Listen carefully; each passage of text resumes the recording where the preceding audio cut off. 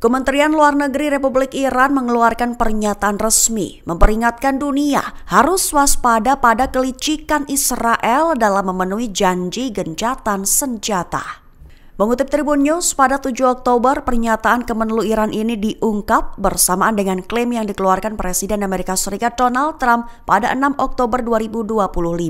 Iran menilai bahwa Israel sering menandatangani kesepakatan gencatan senjata untuk mengamankan keuntungan politik atau militer sementara. Namun dianggapnya juga bahwa pada akhirnya Israel gagal menepati komitmen awalnya.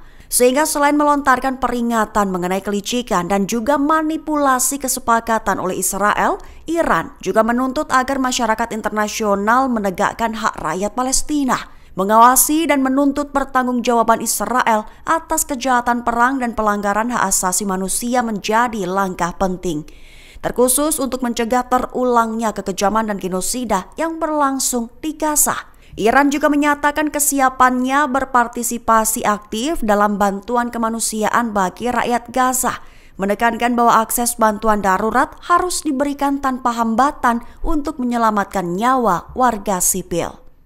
Pemerintah Mesir dalam laporannya menyatakan bahwa perundingan putaran pertama berakhir dalam suasana positif, terkhusus soal gencatan senjata antara Hamas dan Israel di jalur Gaza. Mengutip Tribun News pada 7 Oktober, hal ini dilaporkan oleh media yang terkait pemerintah Mesir, Al-Qahira News pada 7 Oktober 2025.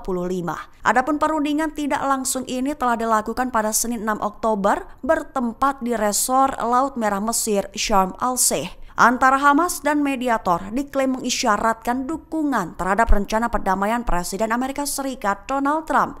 Rencana Trump itu mencakup gencatan senjata yang memungkinkan pembebasan semua sandera Israel dengan imbalan ratusan tahanan Palestina. Lantas putaran perundingan pertama kemarin diklaim berakhir di tengah suasana positif. Juga dilaporkan bahwa pembicaraan akan masih berlanjut pada Selasa 7 Oktober 2025 waktu setempat.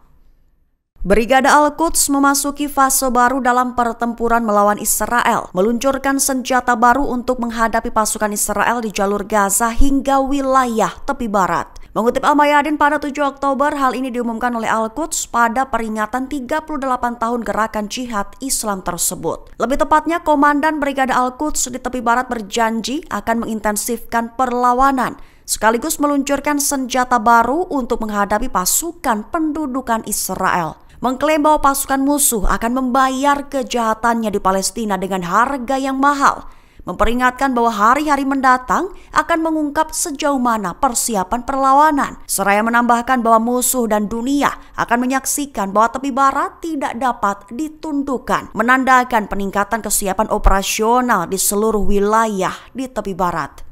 Perdana Menteri Israel Benjamin Netanyahu dianggap terjebak pada keputusan militer tanpa arah. Kekuasaannya di Israel pun diklaim telah berada di ujung tanduk. Mengutip Tribun News pada 7 Oktober, pernyataan ini merujuk pada terjadinya ketegangan di dalam kabinet Israel. Adapun retaknya hubungan politik ini terjadi buntut perbedaan arah kebijakan militer Israel di jalur Gaza. Sumber internal di Tel Aviv menyebutkan beberapa pejabat tinggi menilai pendekatan Netanyahu terhadap Gaza terlalu keras dan tidak memiliki strategi keluar yang jelas. Menuding Netanyahu terjebak pada keputusan militer tanpa arah diplomasi yang konkret. Sikap keras inilah yang disebut justru menimbulkan ketegangan di dalam kabinet.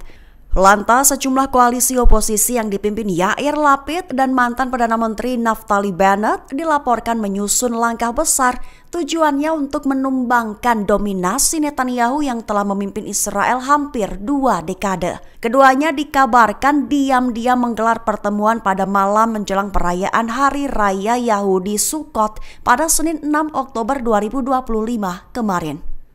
Kepala Staf IDF Letnan Jenderal Eyal Zamir menempatkan pasukannya dalam siaga tertinggi jelang Sukkot, diklaim sebagai upaya antisipasi luncuran rudal Hamas dari jalur Gaza. Mengutip The Times of Israel pada 7 Oktober, langkah ini diambil usai Zamir dan petinggi pasukan IDF lainnya melakukan penilaian pada Senin 6 Oktober kemarin. Lebih tepatnya pengumuman militernya adalah Zamir telah menginstruksikan militer untuk meningkatkan tingkat kewaspadaannya ke tingkat tertinggi di tengah hari libur Sukkot.